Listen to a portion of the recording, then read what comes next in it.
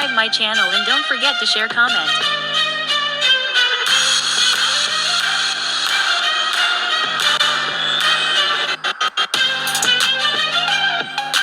እስኪ ስለ ሳራ ህይወት ትንሽ ላጫውታችሁ ከዚህ ደስታ በፊት የነበረው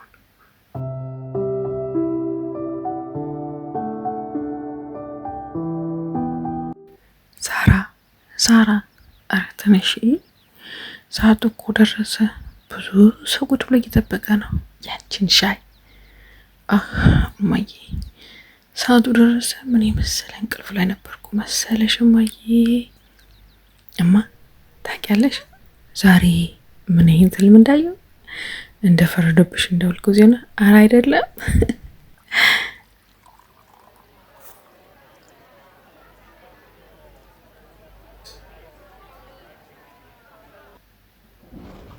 ወይኔ ያለ ጊዜው ዝናብ ሊዘንብ ነው። እረ ምን ይሻላል? እረ ጉድ ፈላ።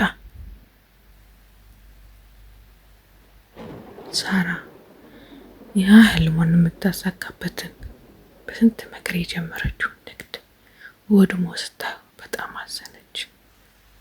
አዝናም ወደ ቤቷ የስዕል ደብተሮቿን ይዛ ወደ ቤት ሄደች። አንቺም ተወለቅሽ አለች።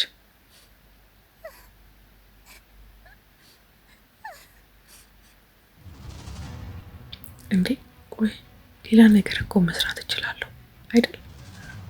አዎ እችላለሁ። እንዴ ቆይ ደብተሩ የት ይሆን? የቱ ጋር ይሆን? አሁን አገኘሁት። የብርሃኔ ተስፋ። እንዴ የምን ተስፋ ማጣት ነው አይደል እንዴ? ስለዚህ ወደ ሌላ ብርሃናችን እንሂድ። እስኪ ስንት አለ? ገንዘብ ይኖረኛል መሰለኝ በማለት ሳራ እስካሁን ድረስ ያጠራቀመችውን ገንዘብ በመቁጠር ወደ ሌላኛው ህልሟ ለማሳካት ወደ ሌላኛው ዓለም ቻፕተር 2 ከፈተች። በጣም ደስተኛ በመሆን ወደ ገበያ በመሄድ የሚያስፈልጋትን እቃዎቿን ገዝታች። ወደ ስራዋም ገባች።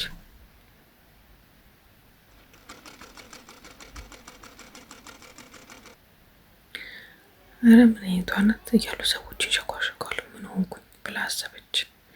ከዛ ራሷን መቀየር እንዳለባት ተሰማት። አሁን ሰዎች ሁሉ ደስተኞች ሆኑ። የምትሰራውን ስራ መግዛት ጀመሩ። በጣም ደስተኛ ሆነች። ከአንድ ቻፕተር ወደ ሌላኛው ቻፕተር ገባች። በጣም ደስተኛ ሆና በመስራት ቀጠለች።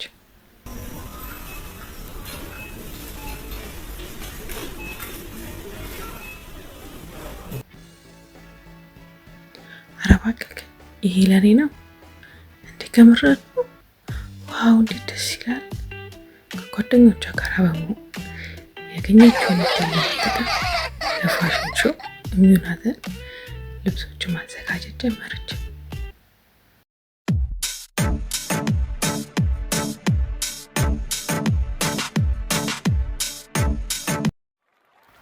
ሳራ በራሷ ኮንፊደንስ ስለነበራት ውድድሩን አሸነፈች። የ1 ሚሊዮን ተሸላሚ ሆነች። ሳራ ህልሟንም እውን አደረገች። በጣም ደስተኛ ሆነች። Thanks to watching. Don't forget to subscribe.